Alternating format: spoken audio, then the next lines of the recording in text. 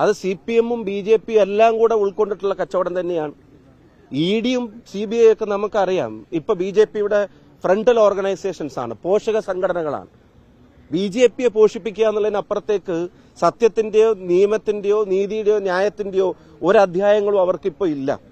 ഒരു കാര്യം നിങ്ങൾ ആലോചിക്കുക, എതിർ രാഷ്ട്രീയ പ്രസ്ഥാനത്തിലെ നേതാക്കന്മാരാണെങ്കിൽ ഒരു തെളിവും ഇല്ലെങ്കിലും മണിക്കൂറുകൾ നീണ്ടു നിൽക്കുന്ന ചോദ്യം ചെയ്യലുണ്ടാവും. സോണിയാഗാന്ധിയെ, രാഹുൽ ഗാന്ധിയെ വരെ മണിക്കൂറുകൾ തുടർച്ചയായി ഒരു തെളിവുമില്ലാഞ്ഞിട്ട് പോലും ചോദ്യം ചെയ്തു.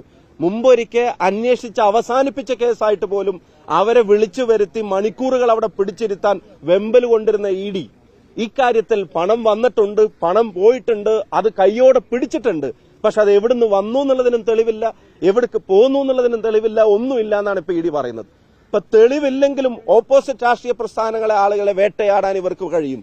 തെളിവുണ്ടെങ്കിലും BJP-ക്കാരാണെങ്കിൽ, അതല്ല കേരളത്തിലെ സാഹചര്യമാണെങ്കിൽ ശരി CPM ബന്ധം കൂടെ ഉണ്ടെങ്കിൽ പിന്നെ ഒരു കാരണവശാലും അവരെ ED തൊടത്തില്ല എന്നുള്ളതാണ്. അപ്പൊ സുരേന്ദ്രനെ പിണറായി വിജയനും തൊടില്ല, ED-യും തൊടില്ല. പിണറായി വിജയന് ഇവിടെ ഉള്ളവരും തൊടില്ല, അവിടുത്തെ BJP-ക്കാർക്കും കുഴപ്പമില്ല. ഇവിടെ പ്രാതലൊക്കെ വിളിക്കുമ്പോൾ മന്ത്രി വരുന്നതും ഗവർണർ വരുന്നതും മുഖ്യമന്ത്രി വരുന്നതും പ്രോട്ടോകോൾ ലംഘിക്കപ്പെടുന്നതും ഒക്കെ എന്തിനു വേണ്ടിയാണ് എന്നുള്ളത് വ്യക്തമാണ്. ഇതൊരു നെക്സസ് ആണ്. ചുവപ്പ് നരക്കാതെ തന്നെ കാവിയായി പോകുന്നത് നമ്മൾ കാണുന്നുണ്ട്. കേരളത്തിലെ പോലീസിനും നടപടിയില്ല, ED-ക്കും നടപടിയില്ല. ED ഒരു അപഹാസ്യമായ അന്വേഷണ സംവിധാനമായിട്ട് ED മാറിയിരിക്കുകയാണ്. പൊളിറ്റിക്കൽ ഒപ്പണൻസിന്റെ അടുത്തേക്ക് മാത്രം. ഇപ്പതാ ഭൂപേഷ് ബാഗന്റെ വീട്ടിലേക്ക് കഴിഞ്ഞ ദിവസം ED ചെന്നിരുന്നു. ഇപ്പൊ ഇതാ അദ്ദേഹം കോൺഗ്രസിന്റെ സമ്മേളനവുമായി ബന്ധപ്പെട്ട ഡ്രാഫ്റ്റ് കമ്മിറ്റിയിലേക്ക് വരാൻ വേണ്ടി പോകുമ്പോൾ ഇന്ന് CBI ചെല്ലുകയാണ്.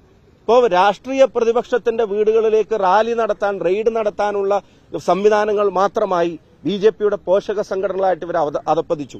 എല്ലാ തെളിവുകളും ഉണ്ടായിട്ടും, കള്ളപ്പണം പിടിച്ചിട്ടും കുഴൽപ്പണം പിടിച്ചിട്ടും കൈയോടെ പിടിക്കപ്പെട്ടിട്ടും കേസ് അന്വേഷണം അവസാനിക്കുകയും ചെയ്യാൻ ഇവിടുത്തെ നീതിന്യായ വ്യവസ്ഥയുടെ അവസാനമാണ് BJP ആഗ്രഹിക്കുന്നത്. ഇത് നാട്ടിലെ ജനങ്ങൾ തിരിച്ചറിയും. ഇതിനെതിരെ കേരളത്തിലും കേരളത്തിന് പുറത്തും രാജ്യത്തും പാർലമെന്റിലും എല്ലാം ഞങ്ങൾ ശക്തമായ പ്രതിഷേധങ്ങൾ ഉയർത്തിക്കൊണ്ടുവരും. ഇനി എന്താ അടിസ്ഥാനം വേണ്ടേ? എന്താ നമ്മൾ കണ്ടുകൊണ്ടിരിക്കുന്നത്? കേരള പോലീസിന്റെ നിലപാട് എന്തായിരുന്നു ഇക്കാര്യത്തിൽ? അവിടുത്തെ കേസിൽ ED-യുടെ നിലപാട് എന്തായിരുന്നു? ഇപ്പൊ സുരേന്ദ്രന്റെ കേസിലെ നിലപാട് എന്താ? ഇനി എന്താ അടിസ്ഥാന കൂടുതൽ കാണേണ്ട? വ്യക്തമായി തെളിഞ്ഞ് ജനങ്ങളുടെ മുമ്പിൽ ജനങ്ങൾക്ക് എല്ലാവർക്കും ബോധ്യപ്പെടുന്ന തരത്തിലല്ലേ ഈ നെക്സസ് മാറിക്കൊണ്ടിരിക്കുന്നത്?